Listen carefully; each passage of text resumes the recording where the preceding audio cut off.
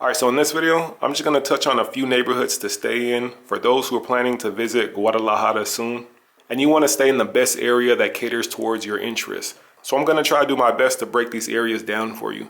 I also want to add that the ebook for this city has been completed. So if you're planning a trip soon to Guadalajara and you're looking for a guide to help you, just like this video, places to stay, places to go, tips, airport info, etc., then check that out. Link will be in the description.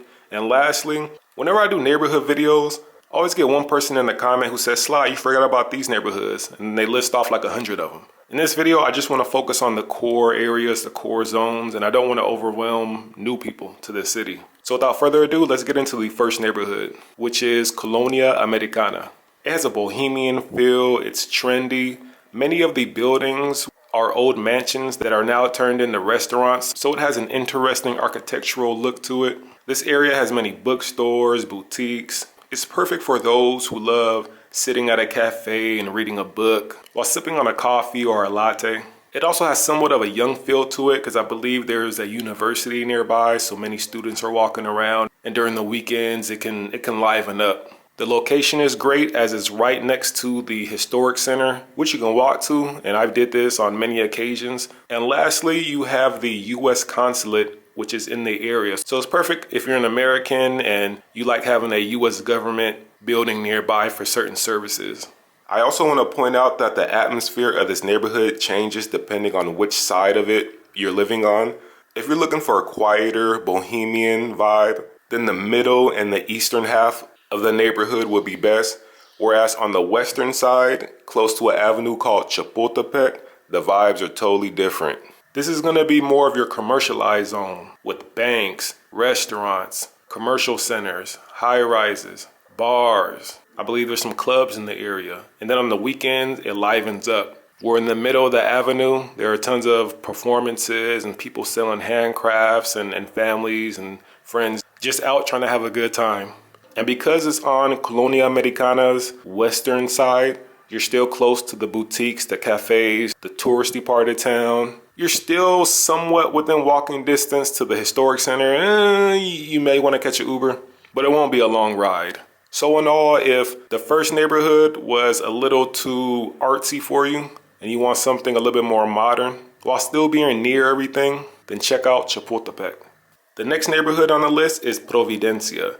Now this neighborhood sits northwest of Colonia Americana, and it's said that in Guadalajara, the western side tends to be more modern, whereas the eastern side tends to be older. At least that's the general stereotype. So as this neighborhood sits more on the western side, it's not surprising that you're going to have more of the fine dining, upscale restaurants. The majority of Guadalajara's commercial centers, malls, and best hospitals are on the western side, so this neighborhood benefits from that as well, being near them. Also, there's a country club. The Guadalajara Country Club is right next door. So as you can tell, this area is for those looking for an urban environment with a little bit more money. The only thing is that this area is not as close to the historic center and to the sites and monuments of the city. So just keep that in mind if you're only in town for a few days and time is of the essence. The next neighborhood is the historic center. Not much to say. If you've been to historic centers all around the world, you know what comes with it. You're going to be close to the major monuments, sites, tourist attractions in the city. The colonial buildings, the cathedrals, the museums. Every time you step out of your accommodation, it's going to be like you went back in time. Great for travelers who are only in town for a few days and you want to be near all the things to do. Just keep in mind that, remember, this is the historic center, so it's old. And the buildings and accommodations most likely be on the older side.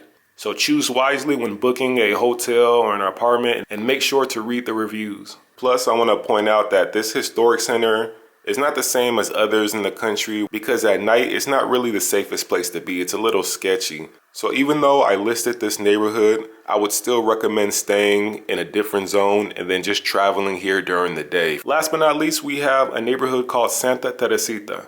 Keep in mind, it does not have the architectural appeal of the historic center. It doesn't have the trendy bohemian vibe of Colonia Americana. It's not commercialized like Chapultepec. nor is it upscale like the Providencia neighborhood. This is more of the typical, I would say, working middle class zone. Not many high rises, but it benefits from being centrally located, and everyone in the community knows each other, so it has somewhat of a close-knit family environment. It's great if you want to experience a different type of atmosphere than the touristy type. With all that being said, here are the zones that I would recommend, and hopefully the descriptions will help you out depending on what your interests are. I'm going to go ahead and end the video right here. I hope that has helped you, and I'll catch you guys at the next one. Deuces.